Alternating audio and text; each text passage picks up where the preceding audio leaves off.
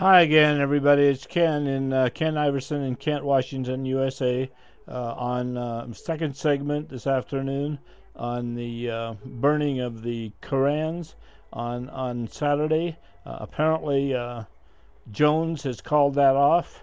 He has said that the imam in New York City at Ground Zero has agreed to move the mosque from that site, and there's no indication that the imam has said this. This must be a fabrication, or maybe a fabrication in President in Jones's mind. So anyway, we're waiting to see right now. You can see behind me that who is that? Anyway, Chris Matthews said that he would wait to see what the Imam had to say. I doubt very much at the Imam. He's probably a man of principle. He's not going to be blackmailed by Jones. So I would doubt that that's actually the case, that he's going to move the mosque. Let me say a few things here. First of all, this is in the order that I have heard these. Donald Trump has said that he will buy the ground that the mosque is going to be built on. And I suggest to you, Donald Trump, not everything can be solved with money. You're very rich. I'm very poor. But not everything can be bought with money. And I suggest that you stay out of it. Number two is Sarah Palin.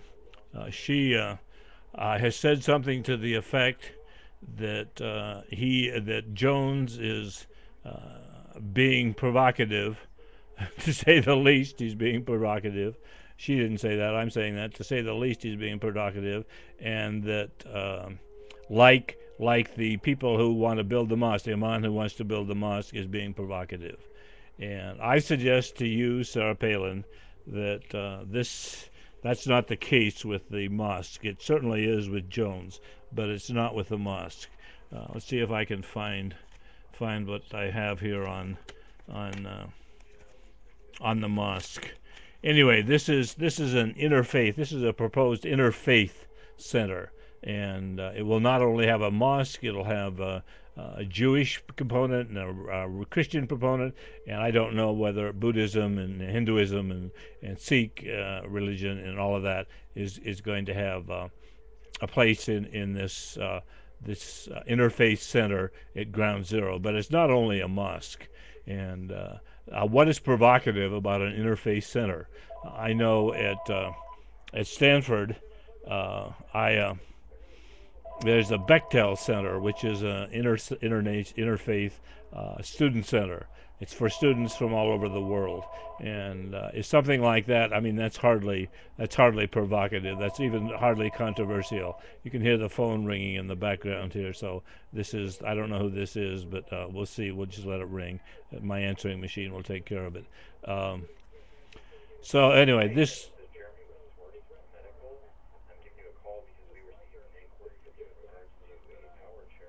Okay, I know what that's about. I'll take care of that later. That's my message on my answering machine. So we've established several things, and I want to get over this thing with Reverend Jones, Pastor Jones. One, we've established that he's either demented, mentally ill, or evil. And I have suggested that he's evil. He's too good. Calling him mentally ill would be to elevate him. And he may be a little bit demented. I'm not sure. And we've also established that he does not have the constitutional right to yell fire in a crowded theater. What he's doing is tantamount to that, and it's going to get Americans killed. There's an international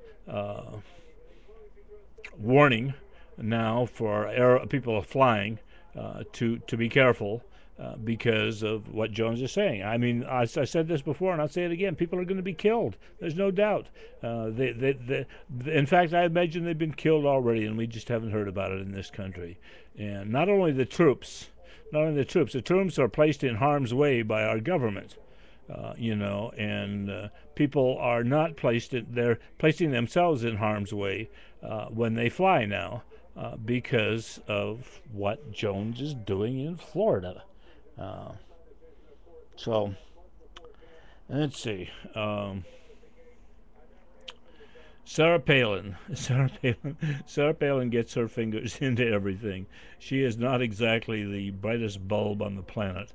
And I'll talk to you if you want to, Sarah.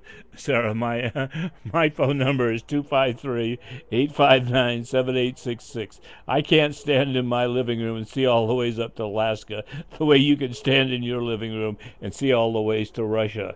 I'm not as qualified as you are when it comes to foreign affairs, apparently, because I can't do that. So give me a call if you feel like it, Sarah. Uh, uh, okay. The Iman President Donald Trump. We discussed that. You can't buy your way out of this one, Donald. You are as bad as me, bragging bragging about this. And I'm not rich. You are, but I'm not rich. So. Uh, He's an embarrassment, according to Lowe.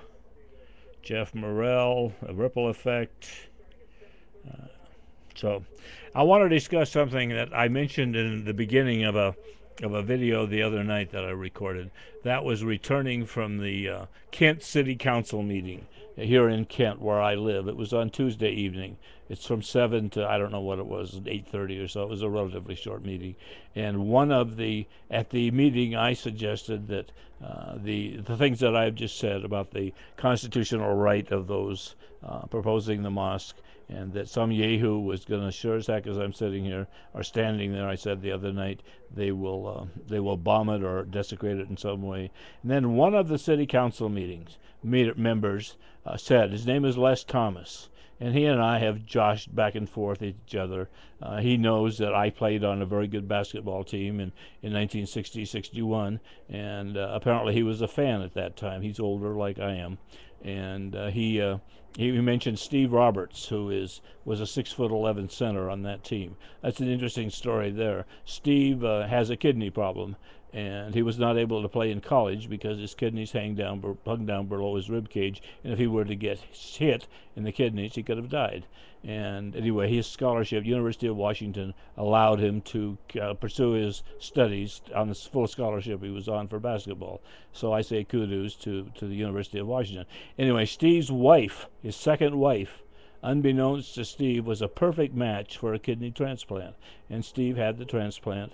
And several years back, this was before 2001, when we had our 40th reunion, and he had a kidney transplant, and I think that's an interesting story. So anyway, Big Steve is the one that Les Thomas knows, and Les Thomas mentioned that when I spoke per Peace Day on July 6th of 2010 before the city council meeting. You're allotted 3 minutes and to speak, and that's hardly time enough.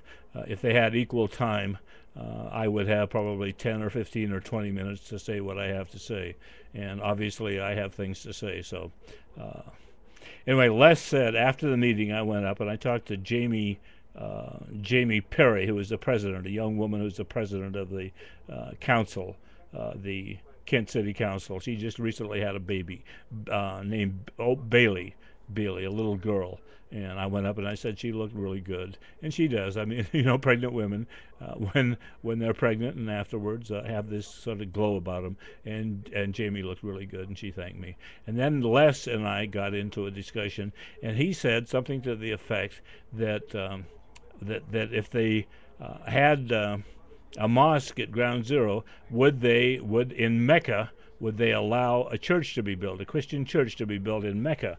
And I think I may be repeating myself now, but I want to go into that in some detail. No, they would not allow a church to be built in Mecca. And I'll tell you why. Because I'm using the word tantamount today. It would be thought to be proselytizing, and that's a capital crime in Islam. You can disagree with that. You can say it shouldn't be a capital crime, but it is a capital crime. And they can point in this country to the fact that we have capital crimes in this country, and there are countries in the world, I said this in other videos, who we do not have extradition treaties with because of the fact that we execute people in this country for various things, and they will not extradite people to this country. So the Muslims have as a capital crime to proselytize or to try to convert someone away from Islam. We have a capital crime for all kinds of heinous crimes that are committed here in the United States. And I suggest that maybe some of those capital crimes are being committed by police. The wanton murder of, at least in my opinion, the wanton murder on the streets of Seattle and surrounding areas in the last week or so, and over the last course of the last 4 or 5 years. There was one young man, this was maybe 10 years ago. He was from Auburn, which is south of Kent here, and he was mentally retarded. And apparently he was brandishing, they say brandishing, he was waving a knife or something, and the officer in his infinite wisdom decided to kill him, and he did kill him. And he was mentally retarded. He was not mentally retarded, developmentally disabled. I worked in CAR, Community Association for the Retarded, in Palo Alto for a while, and they don't say retarded any longer, they say developmentally disabled. And this young man was developmentally disabled. And there was another man in where was that? He killed an officer. He was a big man. I forget the name of the town. It's in I say the East Bay. That's how long I was in San Francisco. It was in can't remember. It's right on the tip of my tongue. Someplace over near Bellevue, which is east of Seattle. And he got the best of an officer. He was, like I said, a big man, and he was on drugs. He was high, and he went on a rant, and he got the officer's gun, and he shot him, and he killed him. And there was an outrage in the community, but that happens. That happens, and it's too bad. It's a shame. I'm not defending that in any way, because the officers' families are I suggest to you the families of Maurice Clemens and the retarded, this developmentally disabled person, and even the family of the person who was on drugs who killed the officer. They deserve our sympathy too. They are not implicated in this. Certainly the family of Maurice Clemens, they did what any family would do. They came to the aid of their brother and their husband, and they came to the aid of Maurice Clemens, and I would have too. If I got a call from my brother or my sister saying, "Would you help me? I'm in trouble," I would lay down everything right now and go immediately. And we're prosecuting these people. We're prosecuting and we're even persecuting these people, I believe. So anyway.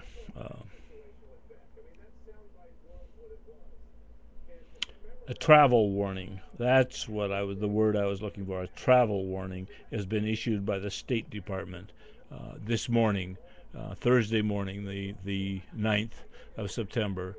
Travel warning. So they're aware of the fact that there's going to be Muslims looking for Americans, and they're burning flags in some parts of the world, even as I speak.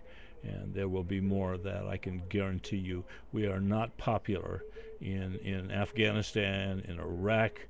In Iraq, there are a rash of suicide bombers, and that's going to go on. The trains ran on time before we went into Iraq. You can say what you want to about Saddam Hussein, but the trains ran on time, and there was order in Iraq. There is not now. It's chaos in Iraq, and I believe it's going to descend even into worse chaos. I don't know if you call it a civil war, and I don't think it really matters what you call it.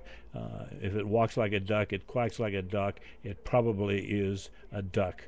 And I think in Iran or in Iraq, we certainly have something akin to civil war right now. So we're coming up here. We got about 30 more seconds. So let me see here. A ripple effect. That's what Jeff Morrell said today. That Robert Gates, Bob Gates, was not they were engaged. They were discussing whether or not they would contact Terry Jones, and apparently Gates did contact Terry Jones. They were discussing it. How much is there to discuss? And do you discuss something with someone who is like Jones? We're running out of time. We're up here now. We're running out of time. This is Ken Iverson, Kent, Washington, signing.